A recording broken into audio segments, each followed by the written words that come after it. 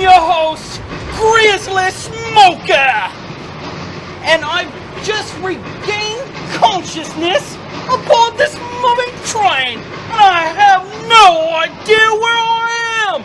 Today, I'll be showing you survival techniques and how to survive in a new city, should you ever find yourself in such a situation.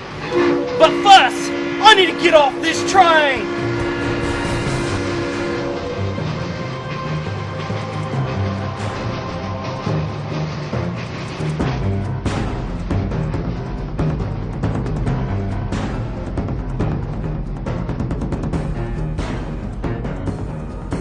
So here I am, in a strange new city. I'm all alone. I'm cold. I have no money. But worst of all, I'm sober. Finding alcohol is paramount. I also need to assemble a survival kit. I'm going to investigate these buildings over here to see what I can find.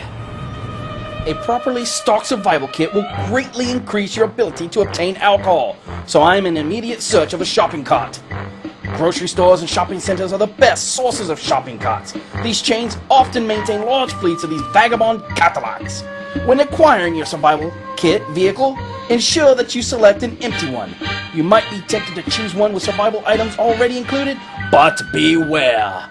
Last week, in a parking lot much like this one, an inexperienced young adventurer attempted to commandeer an apparently abandoned half-full cart. As he began to wheel it away, he was ruthlessly exterminated by a heat-packing octogenarian with a bad attitude. Hey! Get back here with that cart, you bum! We're calling the I've cops! managed to intercept my shopping cart unscathed, but just barely. That bad boy put up a hell of a fight, but as you can see, I prevailed. This is an invaluable tool for surviving on the streets. I selected this cart with non-wobbly wheels, so now, let's go shopping!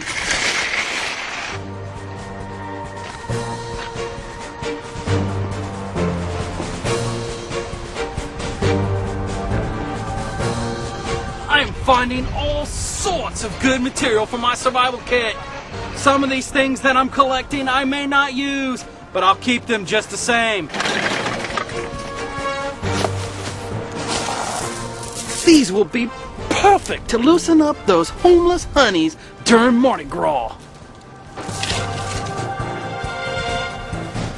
Eureka! Finally a pot to piss in! Hi, everybody! I'm Product Placement Man! Did your last family portrait look like it belonged in the garbage? Well, you should have gone to Paul's Picture Perfect Photography in beautiful Pensacola for quality portraits at affordable prices. Sometimes all you find in these dumpsters is rubbish. Let's move on. Here I have an ample supply of material for my survival kit. The first thing I'm going to use is newspaper. It's getting cold, and it makes great insulation. It's time to go to work. I must find alcohol. I'm here behind the local pub that I've located. The pub is closed, but the remnants of last night's cleanup can provide me with vitally needed alcohol. As you can see, there are many beer bottles in this dumpster. If you look closely, there's beer droplets in the bottom of each of these beers. I can simply pour the beer into one, and hopefully soon I'll have a full bottle. There's enough in this bottle to top off my beer. However, there's a cigarette butt and ashes in the bottom of this bottle. This is no reason to discard it. I'll show you a way to safely and cleanly filter out the unwanted material. As you can see, I'm using my sock to strain out all the cigarette solids to leave just pure beer. This method will save much precious time. It would take hundreds of more drops from empty bottles to get this much beer. And there it is! One full bottle of Old Bud Schlitziger! Cheers!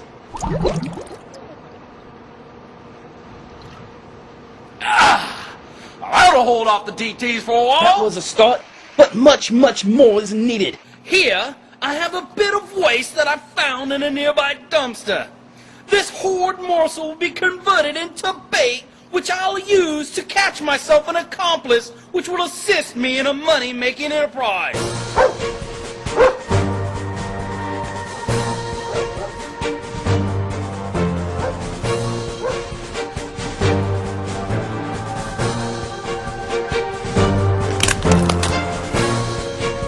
It takes time and persistence, but cash is one of the best ways of getting high-grade alcohol in large quantities. Here I am with my temporary pet.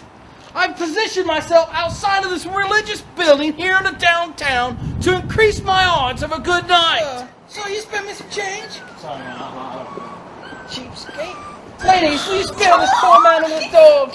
Yes, he's quite the cute dog. Of Will you spare me some change? Oh, thank you. God bless you all. Thank you. I've had a pretty good take, but it's not nearly enough to give me a bottle of anything. Here I've located a steamy dog log that reeks of alcohol. Oftentimes dogs will consume some type of alcohol into their food, but because of their inability to fully metabolize it, they pass much of it out.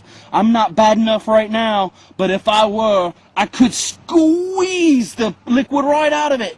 It would not yield much, but it could make the difference between life or death. I'll go ahead and demonstrate that now.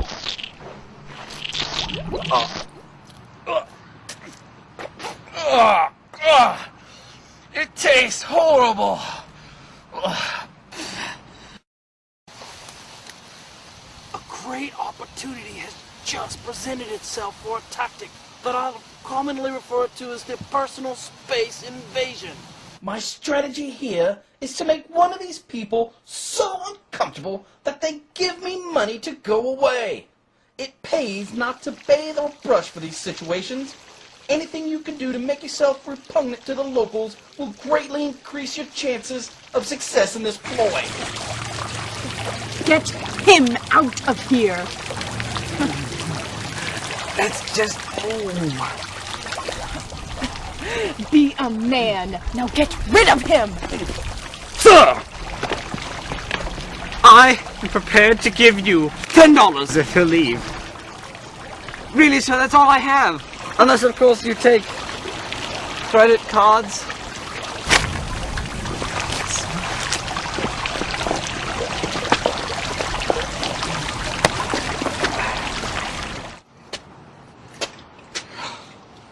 Well, we survived another day. And all that's left there to do now is to find a comfortable place to sleep this one off. But before I do that, I need to eliminate some solids.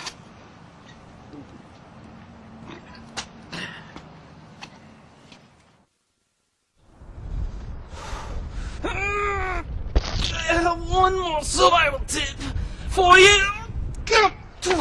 I hope I'm not falling my own poo. In addition to keeping you warm, this newspaper makes a great supply of toilet tissue. Oh, God.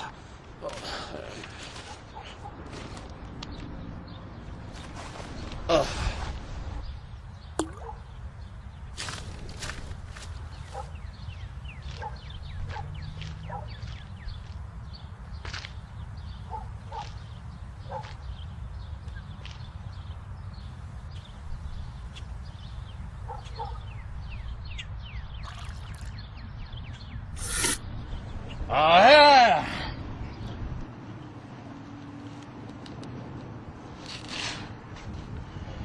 I've seemed to have lost my survival kit.